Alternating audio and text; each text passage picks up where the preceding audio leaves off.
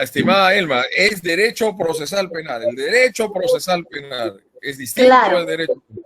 Hay una funcionalización entre ambos muy importante. El derecho procesal penal es la ciencia que se ocupa de las instituciones jurídico-procesales a partir de la acción, de la pretensión, de la tutela procesal efectiva, de todas las garantías del debido proceso, del amparo jurisdiccional, a los cuales se requiere finalmente conocer y entender cabalmente para llevarlos al proceso penal. El derecho procesal penal práctico es el proceso penal. No sé si Milva me dio... El derecho procesal penal práctico es el proceso penal. Poner en la práctica de los hechos las instituciones del derecho procesal penal es ir al proceso penal. Y el proceso penal es el instrumento por el cual el Estado y la sociedad ha tenido antes, que tiene y tendrá siempre para la aplicación del derecho penal. Hay una interdisciplinariedad entre el derecho procesal penal y entre el derecho penal.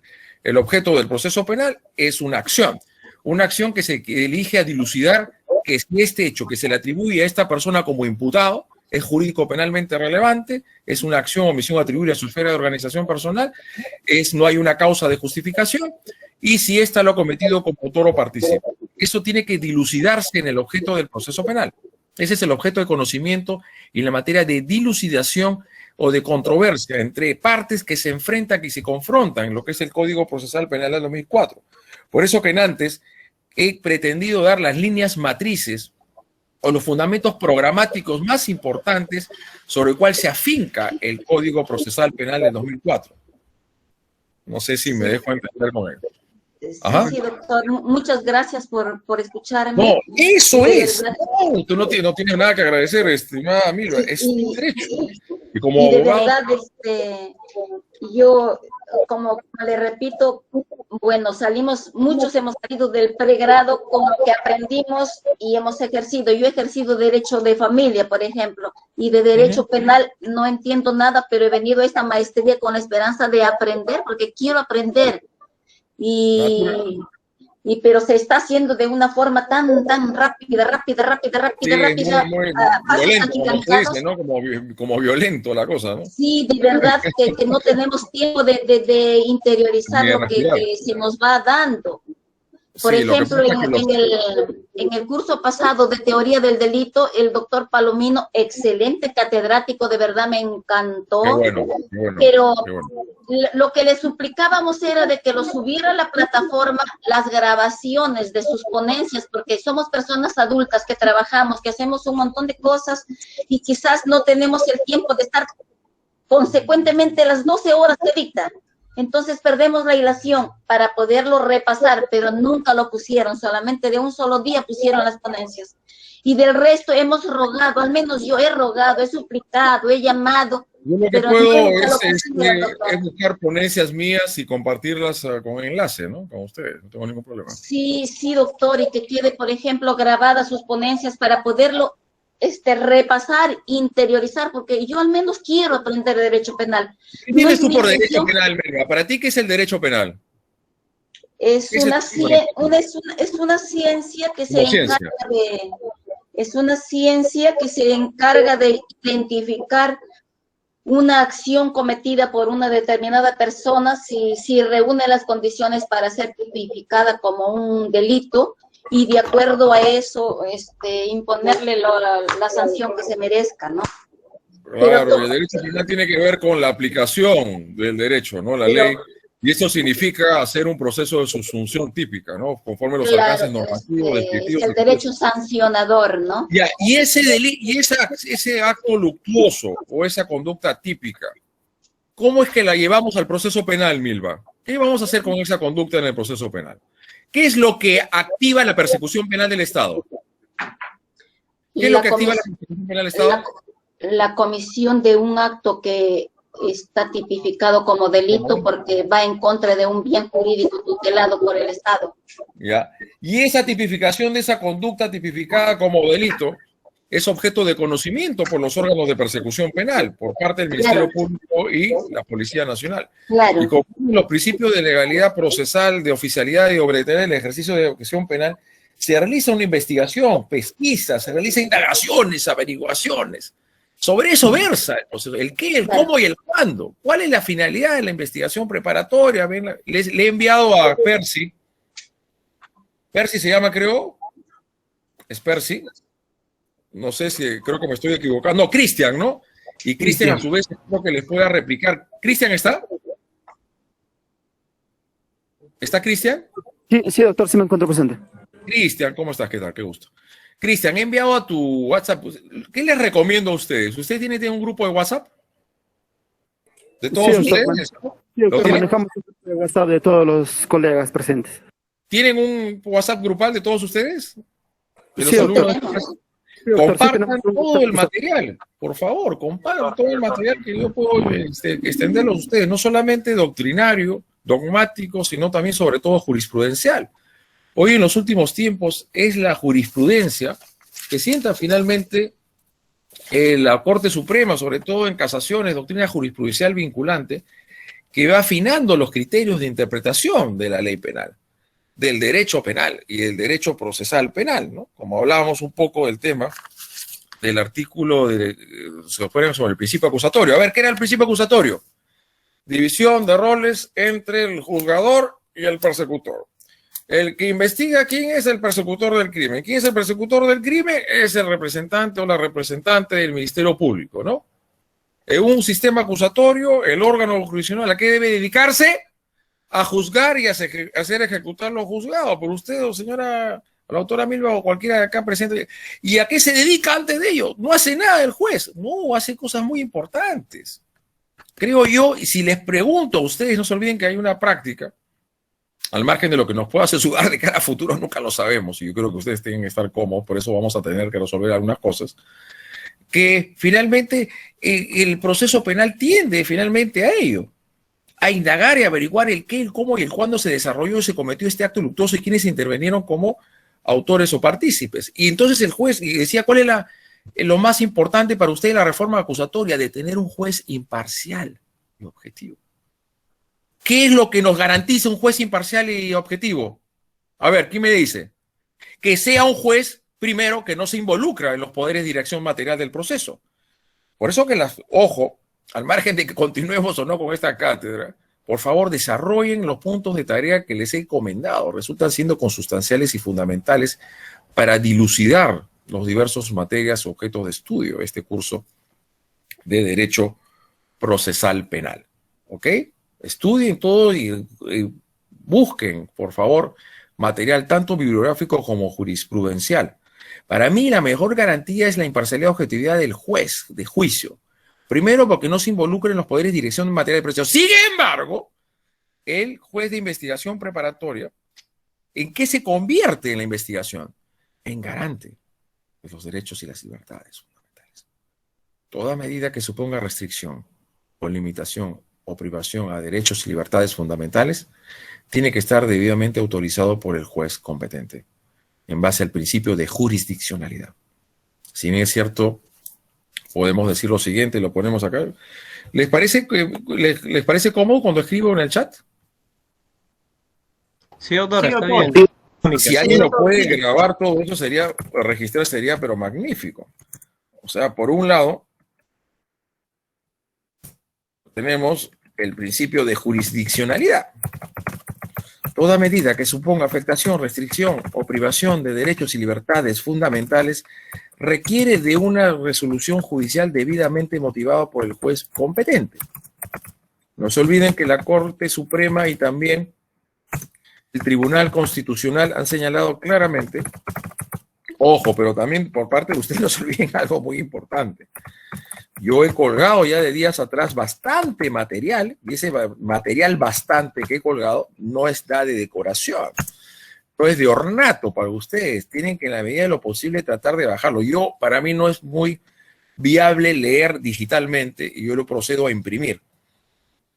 Las lecturas o a veces la jurisprudencia que me resulta siendo importante a efectos de poder dar finalmente una interpretación lo más correcta posible, ¿no? Y que ya las Cortes Constitucionales y la Corte Suprema ha establecido que cuando se trata de una pena privativa de la libertad o medidas de coerción procesales personales tan gravosas como se llama la prisión preventiva, se requiere de una motivación cualificada. Una motivación cualificada. Entonces, ¿y qué significa el principio de derogación? A ver, ¿cuál es ese gran, finalmente, cambio o viraje sustancial entre el modelo mixto y finalmente y entre el modelo inquisitivo o el modelo acusatorio, disculpen? ¿Cuál es ese gran cambio, ese viraje sustancial?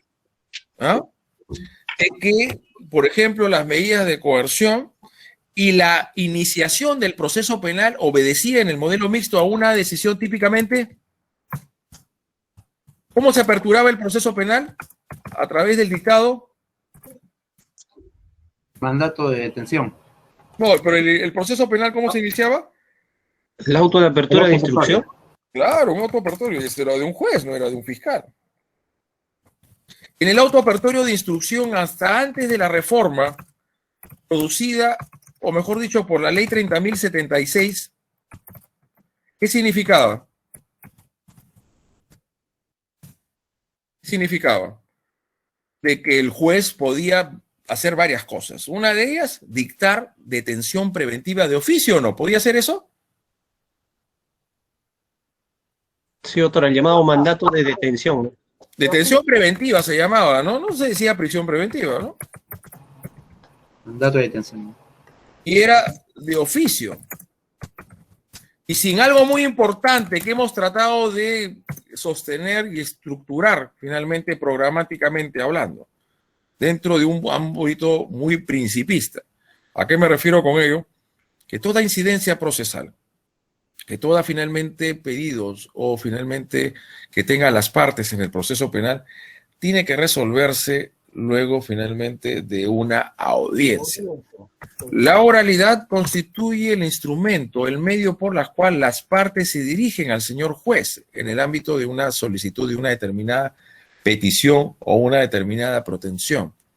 No puede existir incidencia procesal alguna, máxima que se imponga limitación o restricción o privación de derechos y libertades fundamentales de los justiciables que no sea sometido previamente a una audiencia oral, pública y contradictoria. La oralidad, el medio, el instrumento, la palabra, la retórica. Lean ustedes bastante las técnicas de litigación oral. Esa palabra hablada, esa retórica, esa versación que tienen las partes, esa oratoria, dirigir a un juez. El juez es el destinatario de nuestra elocución. El juez es el destinatario de nuestra argumentación. El juez es el destinatario de nuestras pretensiones, de nuestras solicitudes. A él lo tenemos que convencer y persuadir. Y la mejor forma y más fiable o confiable, si se quiere decir, es a través de la palabra hablada, a través de la oralidad. Entonces la oralidad es el método, el instrumento por los cuales las partes finalmente se dirigen al juez en las diversas incidencias que pueden producirse tanto en la investigación preparatoria, en las diligencias preliminares, en la etapa intermedia y ya de una manera más clara y contundente en el desarrollo del juzgamiento o llámese juicio oral o juicio oral. Entonces, esto es finalmente las bases consustanciales y el gran viraje sustancial del modelo mixto al modelo acusatorio, donde la separación estricta entre jueces y fiscales significa algo más importante de lo que ustedes puedan finalmente concebir, porque implica las garantías que tienen que cumplirse de manera más efectiva posible a efectos de que esta sentencia absolutoria o condenatoria resulte ajustable no solamente conforme las normas del derecho penal sustantivo, sino también en sujeción a las garantías esenciales que se desprenden del debido proceso y la tutela procesal efectiva, ¿no? Entonces, miren el cambio, ¿no? Ojalá, doctora Milva Enma Girón Dávila nos pueda más o menos entender el constructo principista y programático del Código Procesal Penal 2004. Y esa frase que estábamos acuñando momentos atrás, que no se puede llegar a la verdad a cualquier precio, no es algo de baladí, no es algo de segundo rango, de último valor, todo lo contrario. Implica someter la persecución penal a todo este abanico de garantías, de todos estos principios importantes y elementales que tienen que cumplirse a cabalidad en el ámbito de la persecución penal del Estado, ¿no? Y justo en antes, y quería darle lectura a lo siguiente, no sé si por acá lo tengo, y cuando les hablaba, ¿no? ¿A qué requiere? ¿Cuál es la finalidad del proceso penal? ¿Cuál es la finalidad del proceso penal? Llegar a conocer la verdad. ¿Y para eso qué se requiere? Investigar. Exacto, ¿no? Es llegar a la verdad. Y para llegar a la verdad, se quiere reconstruir los hechos, ¿no? Lo pongo así, reconstruir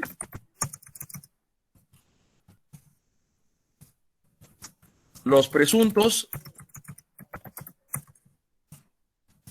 hechos punibles. ¿Y cómo se reconstruyen los presuntos hechos punibles? ¿A través de qué? A través de la prueba. A través de la prueba penal. Dígame, ¿alguien quería participar? ¿Y esa prueba penal a qué debe de encaminarse? A dilucidar dos cosas. A dos cosas. ¿Qué es lo que tiene que establecer? ¿Qué es lo que se tiene que lograr esclarecer de manera contundente, probatoriamente hablando, para lograr una resolución judicial de condena? La culpabilidad o la inocencia. El delito. Dos cosas. La materialidad del delito. Así es. Y el autor. ¿Y cuál es el otro punto? Individualizar al autor. La vinculación sería, ¿no? Ajá. Y la vinculación. ¿Cómo se vincula el imputado con el hecho?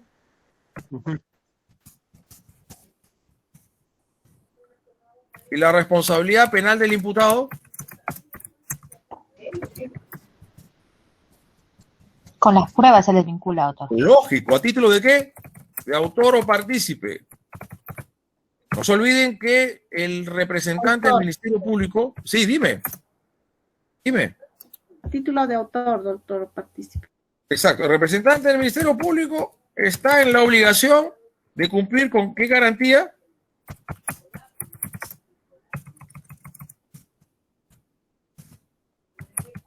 Está obligado con cumplir con el de imputación necesaria.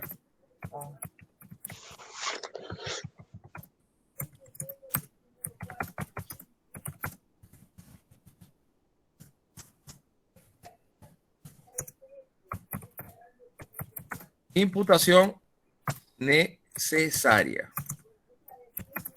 ¿Ok? Describir con todo grado de exactitud y detalle, ¿no? Por favor, dar lectura y análisis al artículo es fundamental. ¿Artículo cuál? El 71, ¿qué dice? ¿Quién tiene su código procesal a la mano?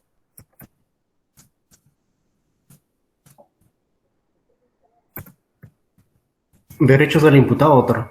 Claro, es 71, ¿no? Hay varios derechos, ¿no? Entre ellos, ¿cuál está? Muy importante, el derecho a conocer los cargos formulados en su contra. Por eso decía, a ver, el juez en la etapa de juicio es un juez que tiene que conocer la prueba en el grado de inmediatez judicial o cognición y así valorarla a efectos de tomar una decisión en cuanto a una condena y una absolución.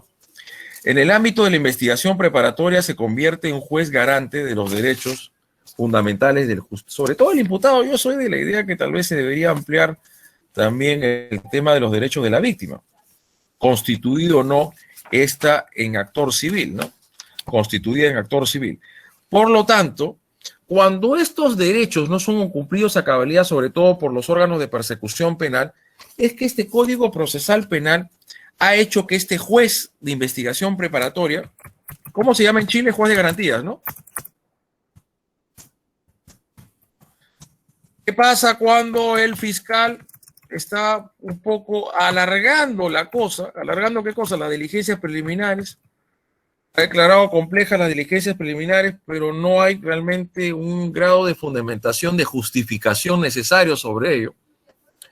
¿Qué pasa cuando no se le permite al abogado asistirlo al imputado en todas las diligencias a las cuales se le está finalmente citando y solicitando y necesitando su presencia? ¿Qué pasa cuando se le traslada de una manera arbitraria, abusiva?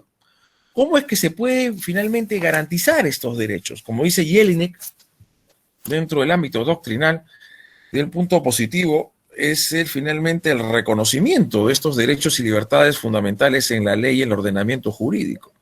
El punto de vista negativo es cómo poder finalmente hacer viable, finalmente, cuando se conculcan, cuando se afectan estos derechos y libertades fundamentales, ¿no? Es por eso, y también sería tarea, por favor,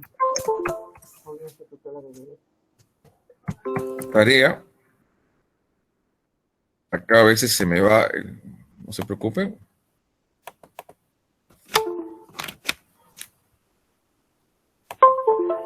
Disculpen. Resulta, acá le ponemos como tarea jurisprudencia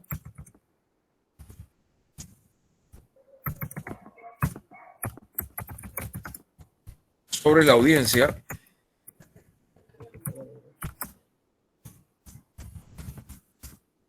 de tutela de derechos.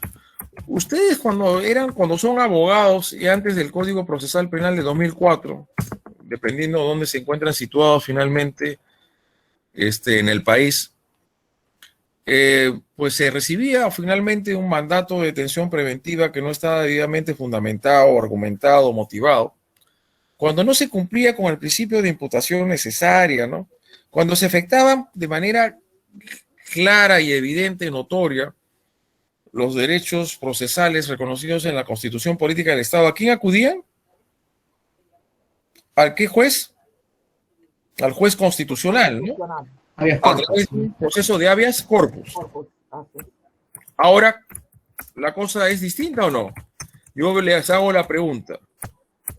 ¿No es que acaso, tal vez me puedo equivocar, todos nos podemos equivocar, somos seres humanos, ¿no es que acaso este juez de investigación preparatoria, al momento de la audiencia de tutela de derechos, no se convierte en un juez constitucional? Yo creo, estimados participantes, y las disculpas del caso, yo sé todas las cosas que se han generado, que el Código Procesal Penal de 2004, o el nuevo Código Procesal Penal, lo que apunta es a la constitucionalización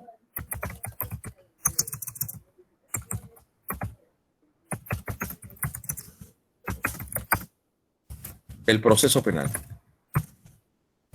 No sé, me puedo equivocar, ¿no? Con esta afirmación, con esta premisa. ¿Qué significa constitucionalizarlo, no? Significa que todas estas garantías y derechos que se encuentran estatuidos ya de tiempo atrás en la Constitución Política del Estado son llevados a la práctica finalmente de la ley procesal penal y que tiene que estar debidamente garantizado. ¿Ah? Yo creo que es esto, ¿no? La constitucionalización del proceso penal implica que todas estas garantías y todo esto que estaban finalmente en la Constitución Política del Estado se convierta finalmente en algo ya palpable, en algo ya cierto, ¿ya? Y no solamente una mera abstracción normativa, sino que llegue a grado de concreción finalmente y materialidad estas garantías que están en la Constitución Política del Estado, ¿no? Nadie puede ser sometido finalmente a vejaciones, a tratos inhumanos, a sufrimientos crueles, viles, ¿no? ¿Es que acaso no de este principio, mejor dicho, de esta suerte de enunciación que tiene la Constitución Política del Estado y lo que significa para nosotros el principio de dignidad humana, ¿no? El principio de dignidad humana y el de presunción de inocencia,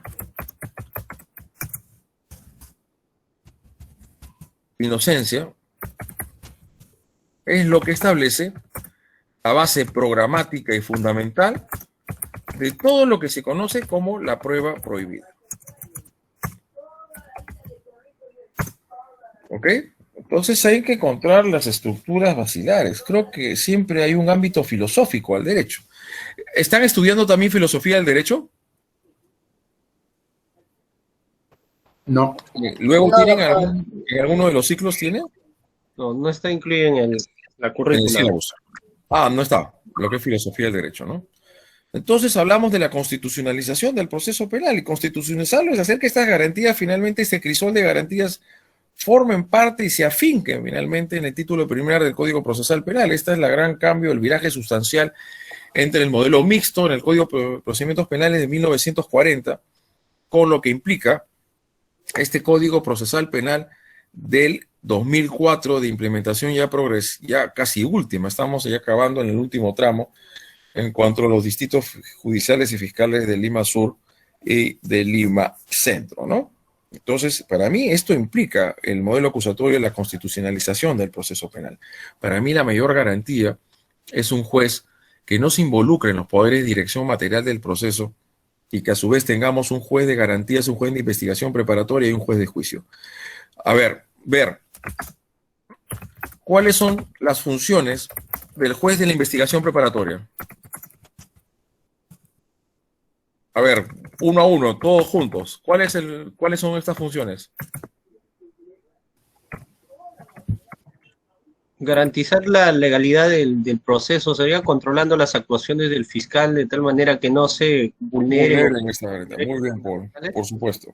¿Es un contralor de la legalidad? ¿Contralor de la legalidad? ¿De la legalidad de qué? De la persecución penal, ¿no? De la persecución penal. En la etapa de diligencias preliminares, ¿cuál es la intervención que puede tomar lugar el juez de investigación preparatoria? Porque el señorío, acá creo que tengo a veces tanta documentación que quisiera compartir con ustedes, pero tengo ahí diseminada mis separatas o la jurisprudencia que uno va finalmente encontrando en los últimos tiempos, ¿no? ¿Quién tiene el señorío de la investigación? Lo tiene el Ministerio Público. En la autonomía, vean la casación 2057-2019 Tumbes, por favor. A veces no lo apunto. ¿Alguien me podría apoyar cuando yo dicto algo y lo puedan escribir en el chat? ¿Alguien específico me podría apoyar en esa tarea?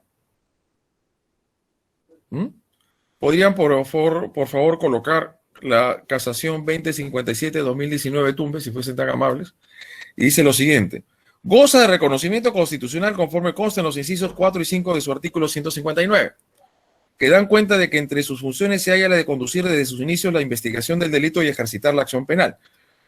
Consonante con lo descrito se dan los artículos 4 del título preliminar del Código Procesal Penal, así como los artículos 60 y el 65 del citado ordenamiento, que dan cuenta del fin y la forma de la investigación y que se encuentran destinados a ejercitar la acción penal.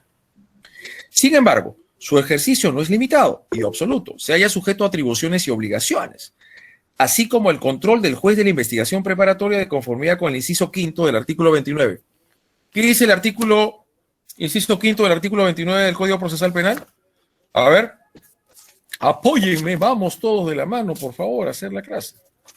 Inciso quinto del artículo 29 del Código Procesal Penal. ¿Qué es lo que dice? Yo, doctor. A ver, dime. Competencias del juzgado de investigación preparatoria. Quinto, ejercer los actos de control que estipula este código. Ya. Eso es lo que dice. Inciso quinto del artículo 29, ¿no? Muy bien. Sí, tienes ejercitar los actos de control que estipula este código. Entonces, contralor de legalidad de la persecución penal. ¿Qué más puede realizar en las diligencias preliminares? Cuando los fiscales, si bien es cierto, el fiscal tiene el poder jurídico procesal penal de dos cosas. Muy importante, por favor, analicen lo que yo pueda decir, traten ustedes de ahondar en detalle, de profundizar lo más posible, por favor, estimados alumnos, ¿no? El poder jurídico procesal de los fiscales en el ámbito de la investigación es finalmente declarar la tipología de la investigación. A ver, ¿cuántas son las tres clases de investigaciones? Ustedes lo saben mejor que yo. ¿Cuáles son? Investigaciones, primero, ¿cómo se llaman las primeras? Sencillas o simples.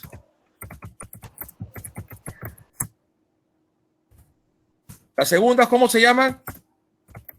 Investigaciones complejas. Hay que hacer la referencia porque hay diligencias preliminares complejas y investigación preparatoria compleja. Vide remitirse finalmente a lo previsto en el artículo 342 del Código de Procesal Penal y las diversas ejecutorias que finalmente ha dictado la Corte Suprema en los últimos tiempos, ¿no? Creo que está en el artículo 342, ¿no? Complejas. ¿Y la de la otra clase de investigaciones, cómo se llama? Por de organizaciones criminales. Integrantes de organizaciones criminales. Entonces el Ministerio Público tiene esa potestad jurídico-procesal, no solamente de declarar si su investigación es simple, si es sencilla, compleja, dificultad probatoria por diversos actos de investigación que tienen que realizarse en varios distritos fiscales o judiciales. Por eso, por favor, tomen apunte, tomen nota de las diversas casaciones que les estoy haciendo mención. Integrante de organizaciones criminales. Esa es una poder jurídico procesal que descansa y reposa dentro del señorío de la actuación fiscal. A su vez, también el fiscal tiene la posibilidad de establecer el plazo. El plazo, conforme la ley procesal penal, la ley 35 del artículo 334, del 342 y las casaciones, tanto la libertad Ancash, la de la Corte Suprema, en la Sala Penal Permanente, el caso Keiko Fujimori, Fuerza Popular, etcétera, ¿no? Conforme a la ley y a la jurisprudencia. Pero si usted es ese abogado de la contraparte y advierte o aprecia o observa que el fiscal está excediéndose o que ese plazo que ha previsto no resulta siendo acorde a la naturaleza jurídica de los hechos, materia o objeto de investigación, ¿qué es lo que pueden solicitar ahí en la etapa de diligencias preliminares? Conforme lo previsto en el artículo 71. Control de plazo. Perfecto. ¿Y eso dónde está regulado? Artículo 334, segundo inciso. Está regulado artículo 71 del Código Procesal Penal, ¿no? El artículo, este está en el inciso cuarto. Artículo 71.4. Control del plazo. ¿Qué más puede hacer el juez de investigación preparatoria en la etapa de diligencias preliminares? ¿Qué otra actuación funcional puede tener? Doctor. Dime. Dijo que el control de plazo está en el inciso cuarto del artículo 71. A ver, como audiencia de tutelas de derechos. Dice, cuando el imputado considere que durante diligencias preliminares en la investigación preparatoria no se ha dado cumplimiento a estas disposiciones o que sus derechos no son respetados o que es objeto de medidas limitativas de derechos indebidos o de requerimientos ilegales, puede acudir al juez de investigación preparatoria para que subsane la omisión o dicte las medidas de corrección. ¿Ok? La solicitud del imputado se resolverá inmediatamente previa constatación de los hechos y realización de una audiencia con intervención de las partes, ¿no? La finalidad esencial de la audiencia de tutela de derechos es la protección, resguardo y consiguiente efectividad de los derechos del imputado reconocidos por la Constitución y las leyes. De esta perspectiva, el juez de la investigación preparatoria se erige en un juez de garantías, un juez constitucional, ejerciendo su función de controlador de los derechos ante la alegación del imputado de que se ha producido la vulneración de uno o varios de los derechos reconocidos en el artículo 71 del Código Procesal Penal, responsabilizando al fiscal o a la policía del agravio. En otras palabras, su finalidad esencial consiste en que el juez determine de las instancias de actuación de las partes la vulneración del derecho a la garantía constitucional prevista en la citada norma y realice un acto procesal dictando una medida de tutela correctiva que ponga al fin, oiga usted señor, se está pasando el plazo, ya tome su decisión. ¿Cuáles son las dos decisiones que puede tomar, o tal vez tres, en el ámbito de las diligencias preliminares el fiscal? Formalizar o archivar, doctor. ¿Y puede haber archivo provisional? Sí. ¿Cuándo se da el archivo provisional?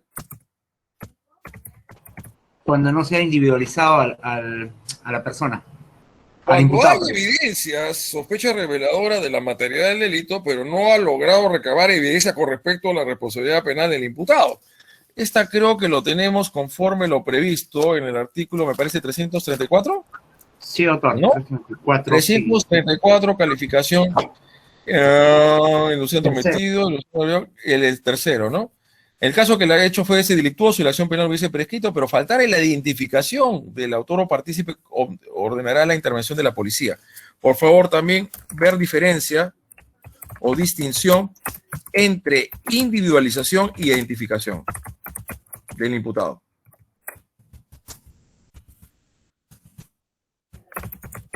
Doctor.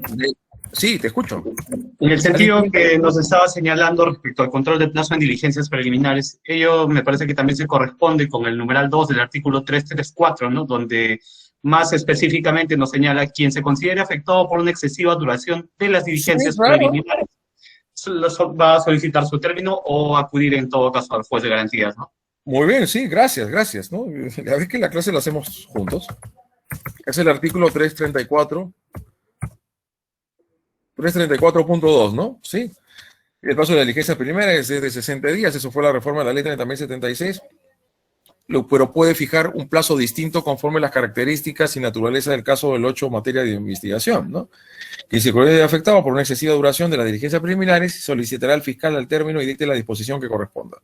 Si el fiscal no acepta la solicitud del afectado, este mismo podrá acudir al juez de investigación preparatoria en el plazo de 5 días. El juez resolverá previa, finalmente, audiencia, ¿no? Pero bueno, no sé, igual se los dejo ahí sobre la mesa, ustedes discútanlo, desarrollenlo, hagan el debate correspondiente. Si es que también podríamos llevar a una audiencia de tutela de derechos conforme lo previsto en el artículo 71 del Código Procesal Penal, el tema de la vulneración. ¿Qué plazo? ¿Cuál es el principio que se estaría vulnerando ahí?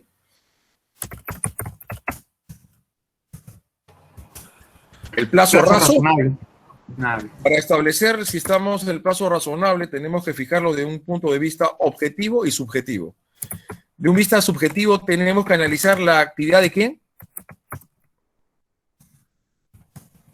La actividad de las partes, ¿no?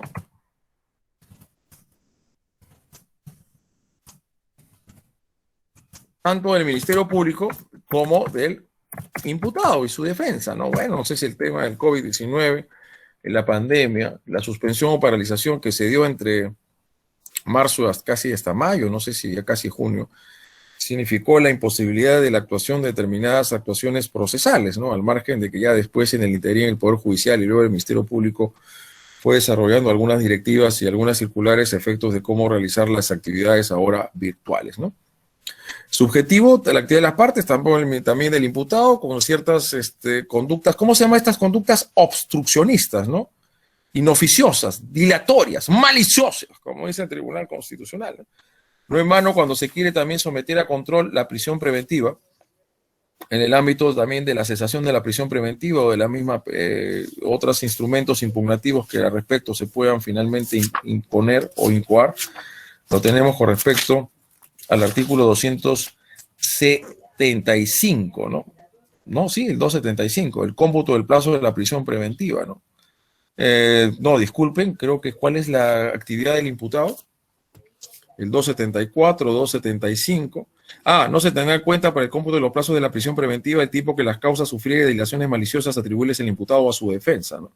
Pero obviamente también tiene que ponerse en rigor y valorar también de manera muy exhaustiva y meticulosa la actuación del Ministerio Público, si ha sido lo suficientemente oficiosa, si ha sido con la prontitud, cuestión distinta que por cuestiones ajenas a la actuación funcional del mismo, no se haya podido recabar, por ejemplo, ciertas declaraciones preventivas o ciertas manifestaciones, ciertas declaraciones o la realización de cierta actividad pericial. Dicho esto, entonces entramos. ¿Qué más hace finalmente el juez en la etapa de diligencias preliminares? Dicta medidas restrictivas de derecho, ¿no?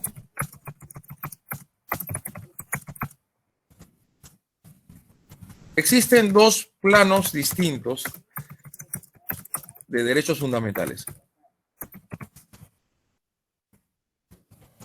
Existen las medidas limitativas de derecho y las medidas de coerción procesal. Vamos a lo previsto. ¿Alguien podría dar lectura, por favor, al numeral sexto del título preliminar del Código Procesal Penal?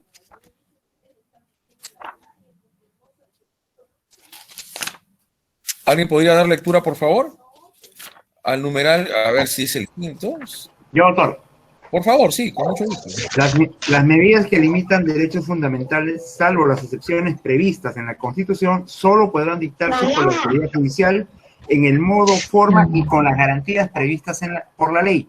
Se impondrán mediante resolución motivada a instancia de parte procesal legitimada, La orden judicial debe sustentarse en suficientes elementos de convicción, en atención a la naturaleza y finalidad de la medida y al derecho fundamental, objeto y limitación, así como respetar el principio de proporcionalidad. Perfecto.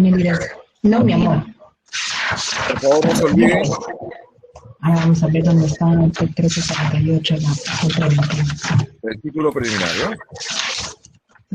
Entonces, todas medidas que supongan restricción, limitación de derechos fundamentales requieren de una autorización debidamente motivada. Esto es, sometidos al principio de jurisdiccionalidad y al principio de derogación. ¿Qué significa el principio de derogación?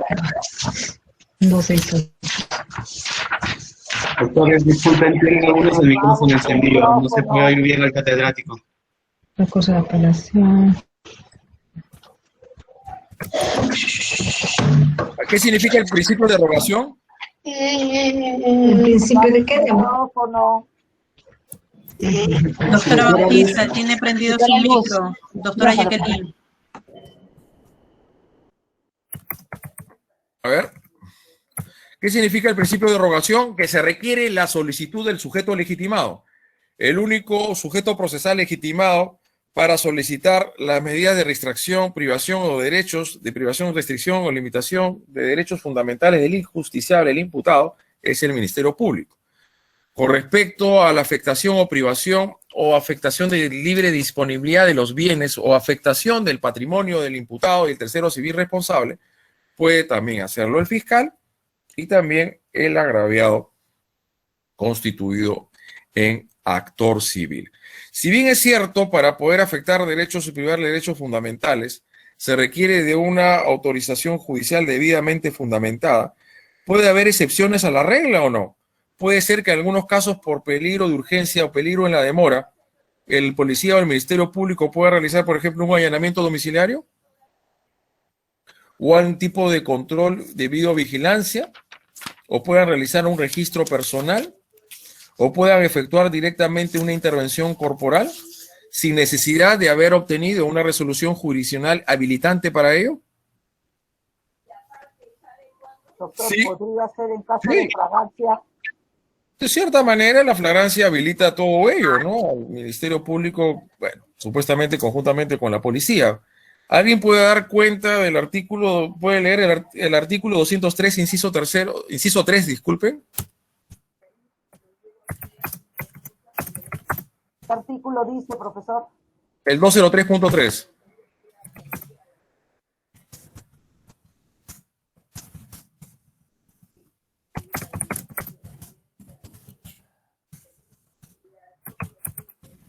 Ya, profesor. A ver, te escucho. Cuando la policía o el Ministerio Público, siempre que no se requiera previamente resolución judicial ante supuesto de urgencia o peligro por la demora y con estrictos fines de averiguación, restrinja derechos fundamentales de la persona, corresponde al fiscal solicitar inmediatamente la confirmación judicial. El juez de investigación preparatoria, sin trámite alguno, decidirá en el mismo día o a más tardar al día siguiente confirmando o desaprobando la medida ejecutada por la policía o la fiscalía. Salvo que considere indispensable el previo traslado de los sujetos procesales o, en su caso, la realización de una audiencia con intervención del fiscal y del afectado. La resolución, la resolución que ordena el previo traslado a la audiencia no es impugnable. ¿Qué pasa si el juez de investigación preparatoria desaprueba el allanamiento, por ejemplo, incautación de objetos? ¿Qué pasa? Si no realmente había ni peligro ni urgencia en la demora. ¿Estaremos ante una prueba prohibida? Analícenlo, ¿ah? Esto resulta bien interesante, ¿no? Porque se supone que estas restricciones o afectaciones a derechos y libertades fundamentales tienen que darse de manera excepcional.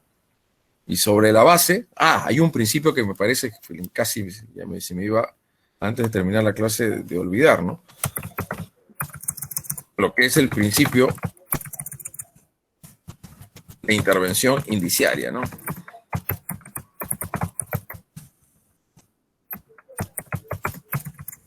Toda medida que suponga afectación, limitación o restricción de derechos fundamentales requiere las evidencias o indicios de que esta persona haya cometido un acto luctuoso. Más aún, el principio de reserva procesal penal así lo demanda, ¿no? No puede haber persecución penal sobre una persona o personas como imputados, coimputados, imputados, sea autores o partícipes, instigador de la comisión de acto luctuoso, que sobre esta persona no se le atribuya la comisión de un delito. Por eso que la imputación es la atribución de un hecho, no cualquier hecho, sino un hecho jurídico penalmente relevante que debe ceñirse a la esfera de organización personal del autor, en este caso del imputado, el agente del delito. Interesante, ¿no? Porque esa confirmatoria judicial puede resultar siendo desaprobando esa intervención que realizó la policía con sola o con el Ministerio Público, solo el Ministerio Público, y por lo tanto todo lo que se haya incautado, finalmente las especies que hayan sido obtenidas no pueden ser utilizadas finalmente en contra del imputado para construir la imputación, ¿no? Y otra cosa es lo que es la fuente independiente, en lo que implica las excepciones al fruto del árbol envenenado, lo que significa la prueba prohibida, ¿no? No se olviden que la verdad no se puede llegar a cualquier precio, ¿no? De por medio no solamente está el contenido esencial de los derechos y libertades fundamentales, sino también el principio de presunción de inocencia. Puede también adoptar medidas de coerción, ¿no? ¿Qué medidas de coerción pueden darse en el ámbito de las diligencias preliminares?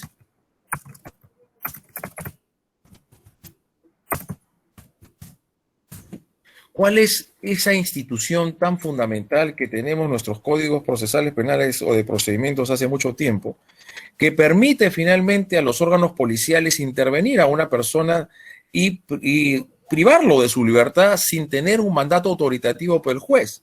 La regla debe ser la siguiente, que un Estado constitucional de derecho, para poderse privar de su libertad a una persona, se debe requerir de un mandato judicial debidamente motivado y habilitado para ello. La excepción, pero una excepción que se convierte a algo bastante regla en una descripción criminológica como vive el Perú y que no ha parado por el tema de la pandemia, es lo que es flagrante delito. ¿Qué es la flagrancia? Nosotros de cierta manera identificamos la flagrancia de delito con el iter criminis, ¿no? La ideación, resolución, deliberación, los actos preparatorios propiamente ejecutivos, y ya que nos lleva a la consumación del acto luctuoso, ¿no? Establecemos entonces que la flagrancia estricta significa el inicio de los actos ejecutivos del delito, o ya la materialidad misma.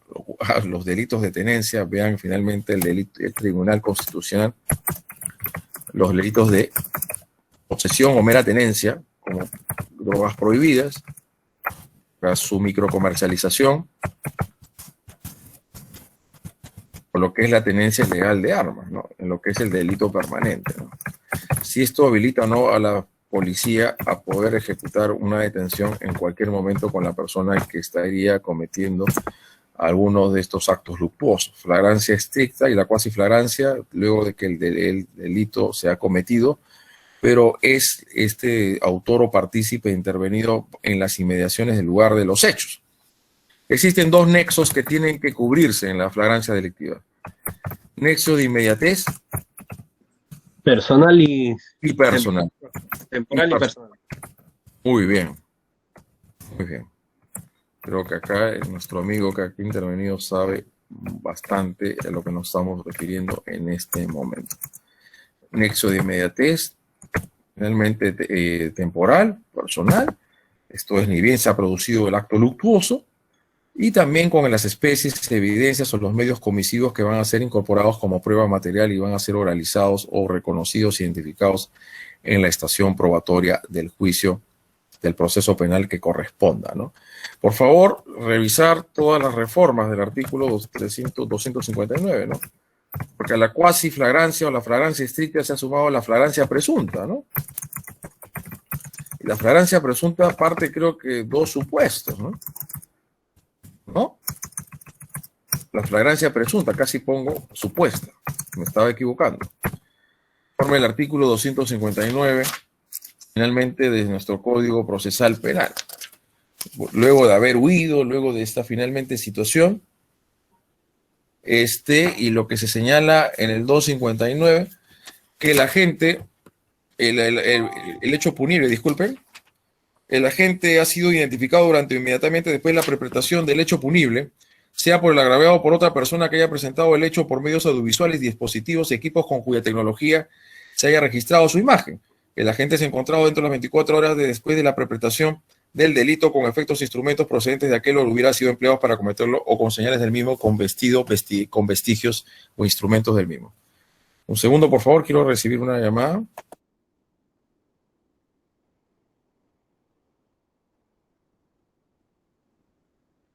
¿Alguien quiere intervenir? Sí, doctor. Por favor, háganlo con toda libertad. Este artículo, como dice, 24 horas a la luz de la reforma constitucional, que ahora la flagrancia es 48 horas, se tendría que interpretar 48 horas. O nos quedamos con los 24. De la flagrancia presunta.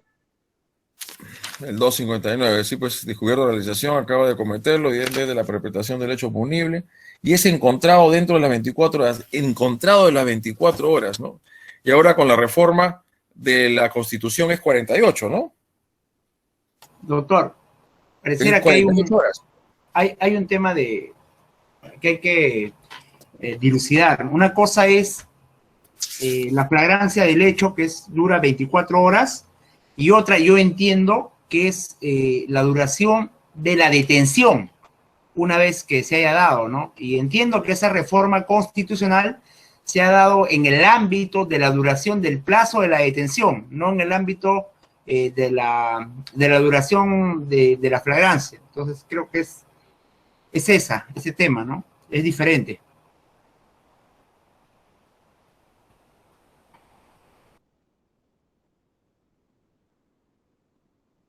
El micrófono, lo que dice nuestro amigo participante, ¿no? Una cosa es el tiempo que se habilita a la policía para poder intervenir a la persona luego de la comisión del hecho punible, y otra cuestión distinta es el tiempo que puede permanecer detenido por flagrancia delictiva, ¿no? ¿A eso se refiere? Sí, doctor. A ver, vamos a leer el artículo 264 o 62, a ver. 264, ¿no? A ver, sí. ¿Cuánto es el tiempo? A ver, ¿qué dice el 264?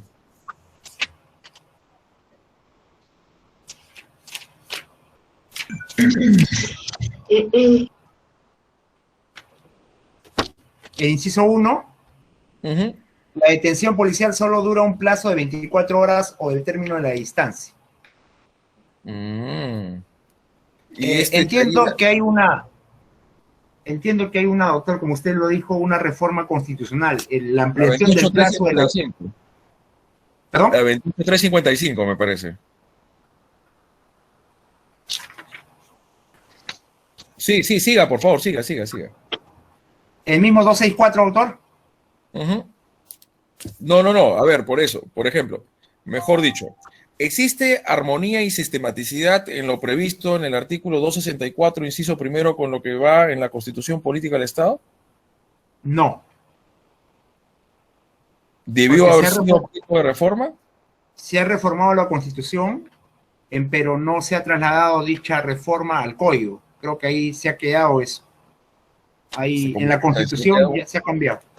Como que se ha quedado un poco en el aire, ¿no? Una adecuación o sistematicidad. Y pese a eso, todas las detenciones son 48 horas. 48 horas el plazo que puede ser detenida esta persona. Sí. Pero cuestión distinta, que no se le pueda aprehender por flagrancia más allá de las 24 horas de haber cometido el delito. Eso quedó incólume, sí. ¿Está bien? ¿Qué les parece que fue la otra persona que participó?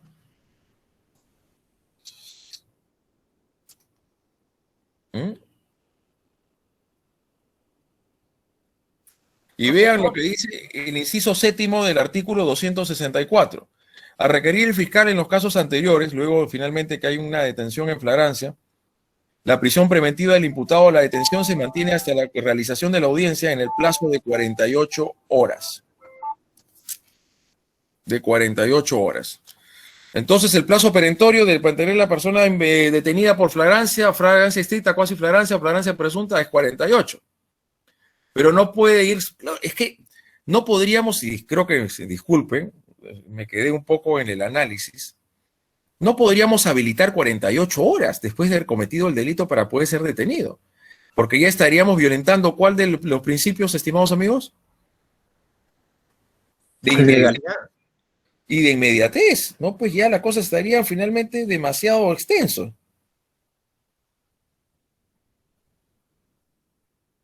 ¿Ah?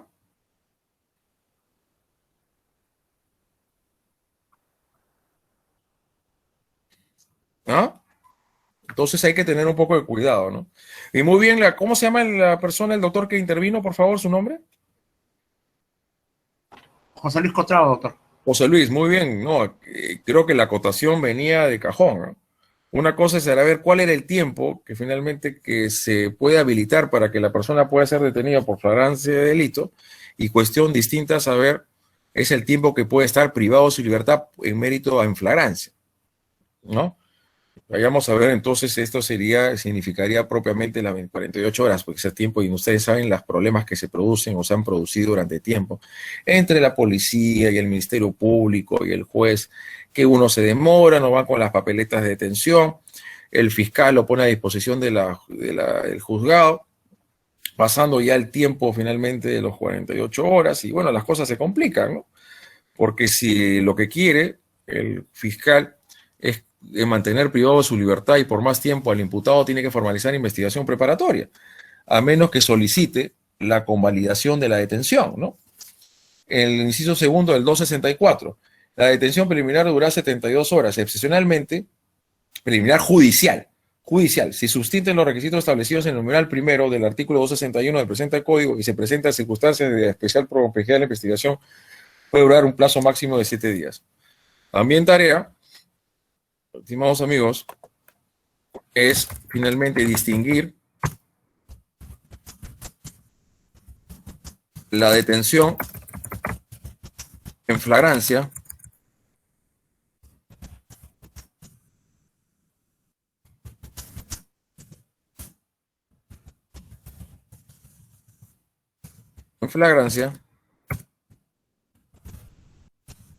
por la detención preliminar judicial, ¿eh? Y termino con este tema, porque la reforma que se produjo en la Constitución tuvo una base fundamental muy importante, ¿no? Como otorgar más tiempo a la policía y al Ministerio Público que puedan hacer sus primeros actos urgentes e inaplazables de investigativos, ¿no? Y así poder recabar los elementos de convicción que sean suficientes para poder formalizar la investigación preparatoria. Y el otro punto era el crimen organizado. A los integrantes de estas estructuras criminales de fuerte calado, de cierto grado de ramificación, que cometen actos luctuosos graves o medianamente graves, ¿no? Y lo que implica lo que dice el inciso tercero. En los delitos cometidos por integrantes de organizaciones criminales, la detención preliminar o detención judicial en flagrancia puede durar un plazo máximo de 10 días, ¿no? Pero la Constitución, ¿cuánto colocó, estimado doctor?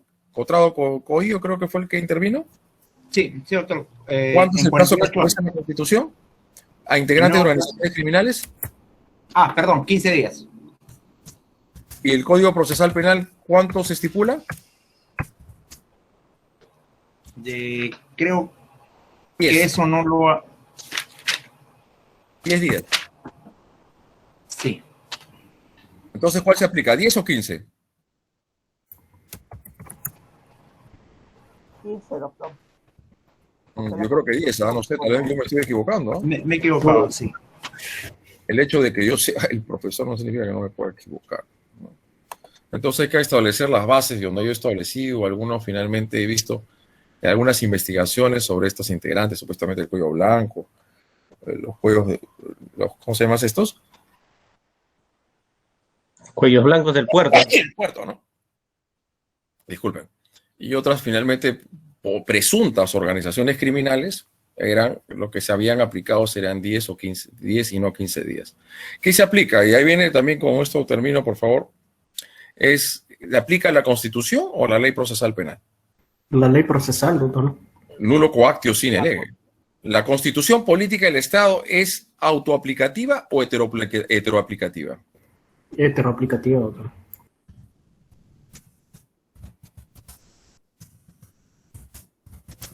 Con respecto a medidas de coerción, Es autoaplicativa.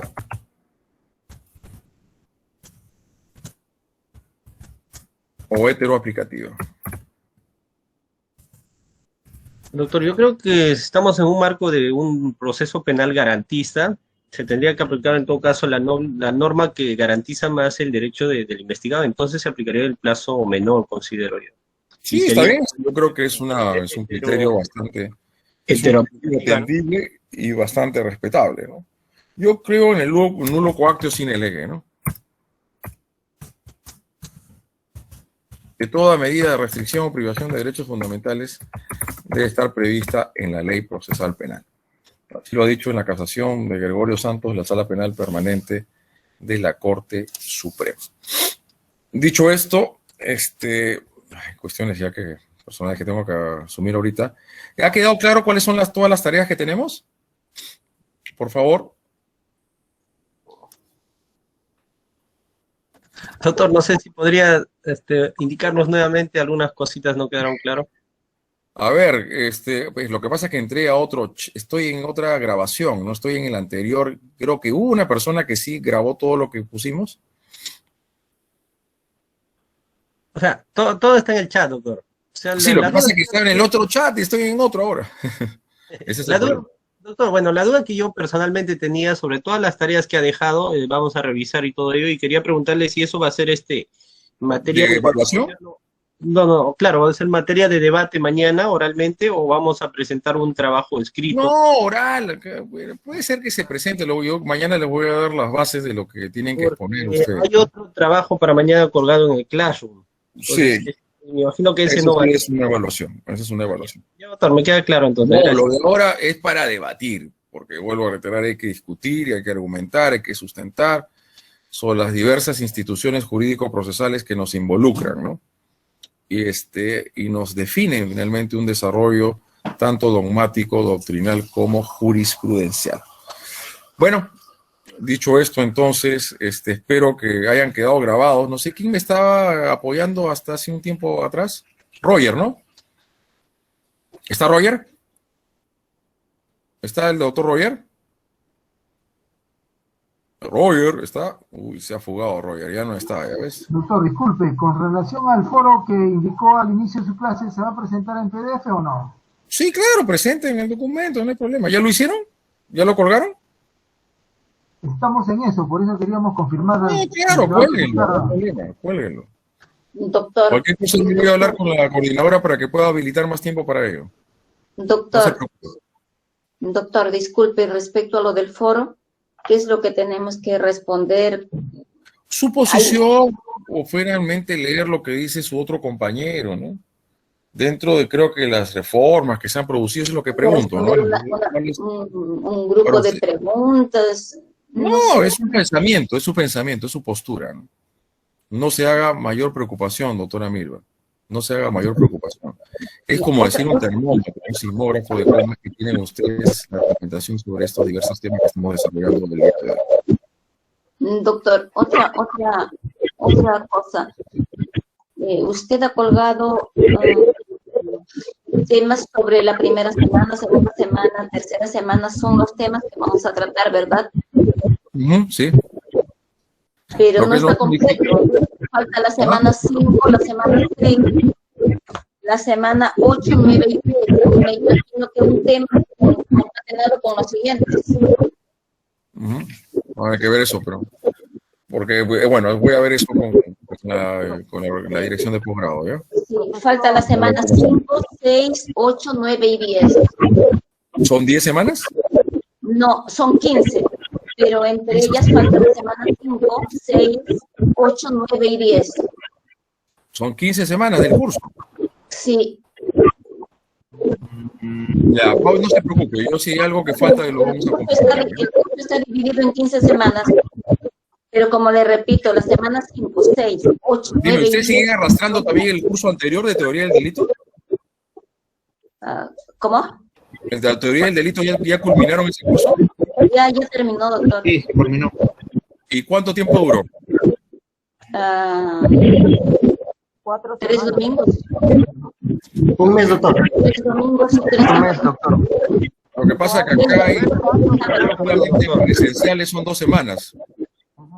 Presenciales y virtuales, me refiero. Sí, 2 semanas.